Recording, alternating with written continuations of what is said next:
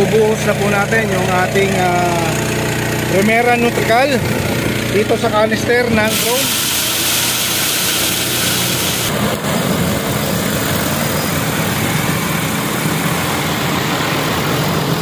So yan po ay nakamapping na, no? Na-mapping na yata nila.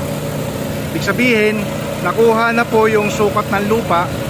At pag nakuha po yung sukat ng lupa, hindi po lalampas itong drone na ito sa mga pilapil. X pala na si Riyad. So yan po. So ini-install na nila.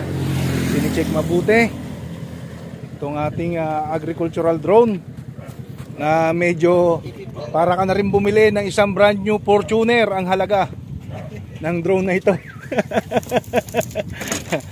Ito po ang ating representative, si Sir. Anong pangalan mo, Sir? Mark po. Si Sir Mark. Yan. Kayo po ba ang mag-ooperate o ano lang, observe lang? Observe lang po, no?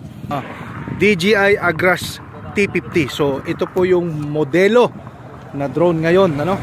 Na pag binili nyo po ito, kompleto na po, may genset po sila. Tapos may spare na ilang battery, Sir? 3 battery. At ang nakakatuwa dyan, mga kabukid, itong battery na to, a matter of 5-10 minutes, full charge na. Diba? So yun po yung genset sa truck. At ibababa rin po yata. Dyan na. So brand new po ito.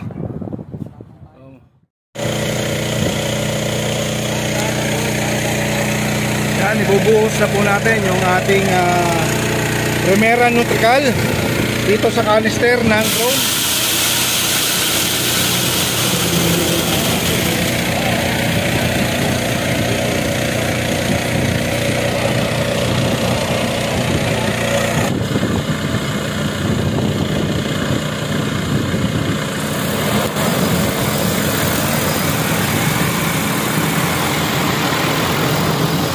So yan po ay nakamapping na, no? Na-mapping na yata nila. Ibig sabihin, nakuha na po yung sukat ng lupa.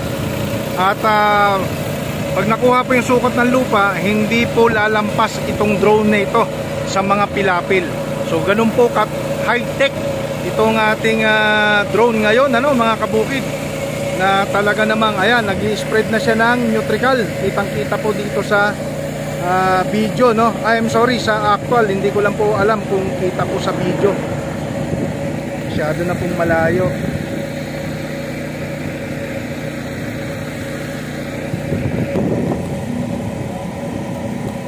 So ganun lang kadali at kabilis, no? Isabog yung ating soil ameliorant, ano?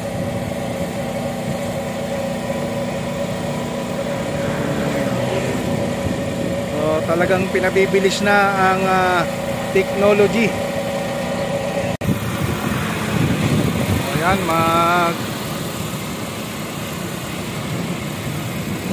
na-landing na siya. Magre-refill.